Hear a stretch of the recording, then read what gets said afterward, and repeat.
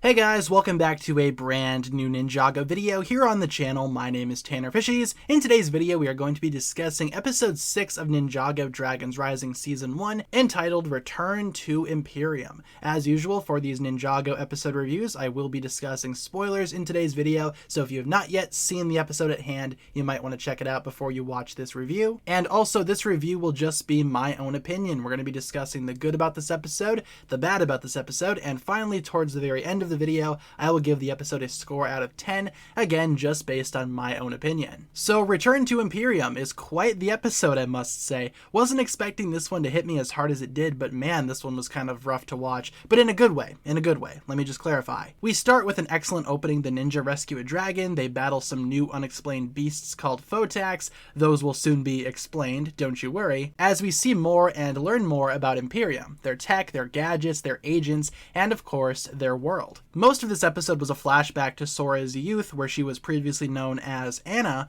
Wasn't expecting that plot twist. She actually gets her name from a dragon that's basically used as a battery. Definitely not a good situation there. But we see more of Imperium before the merge, Sora's flashback, and man, her backstory is pretty rough. I really enjoyed the flashbacks though, like I said. It provides some much needed context to Imperium, and I also felt like some of the previous episodes were a little bit light on the villains, so I'm glad we are finally getting them here. But Imperium is pretty nuts and not in a good way. The Photak, while being invented by Sora, actually grew to become a lot more powerful thanks to the cruel intentions of Imperium, which I really enjoyed. I thought that was an interesting way to take the story, and it also provides some much needed context again to Sora and her backstory. I liked the storyline of this episode. I didn't like everything that the episode showed, nor how everything felt. We will get to that here momentarily, but I really enjoyed Imperium and how that was presented. Imperium is kind of like a psychopathic society where rules are, well, worshipped. They have clean energy, and the entire thing is perfect. In fact, it's a little bit too perfect. Under the Empress, Imperium citizens are not as free as they could be,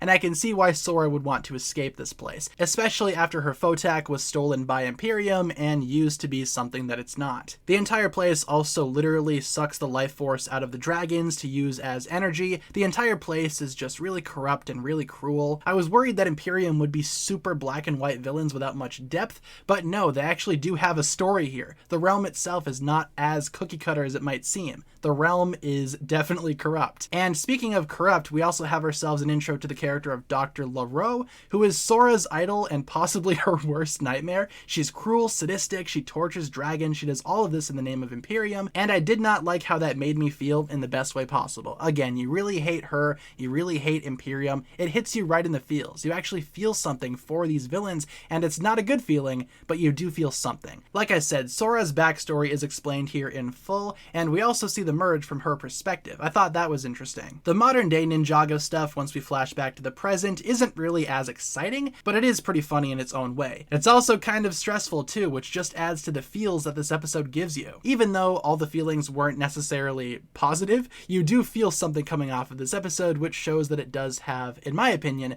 at least some level of depth and personality. In terms of the bad, I really didn't care for the flow of this episode. I know I complained about flashbacks a lot in some of my earlier episode reviews, but my same problem lies here as well. I feel like it would have been a lot stronger if the flashback was presented in its entirety at the beginning of the episode. That way we're not cutting back and forth, we have everything presented to us in full, then we cut back to the present. I feel like that would have been better, as it kind of disrupted the flow of the entire episode for me. And that's honestly my only real problem with this episode. I also do miss the other ninja. Kai and Nia kind of get sidelined here. Nia doesn't even appear in this episode, and Kai definitely does get sidelined at the beginning. I kind of missed the team dynamic that we had last episode, but of course we are back to Lloyd, Aaron, Sora, and Ryu. They are solid as well as a team, but I do miss Kai and Nia. It's not worth taking away any points from this episode, but I did think that was worth mentioning. This is definitely not the strongest episode in terms of the ninja team itself. But overall, I liked the episode a lot. I loved the backstory with Imperium and Sora. I just had a tiny issue with the presentation. Overall, I'm going to give this episode a 9 out of 10 for all the reasons that I listed in today's review.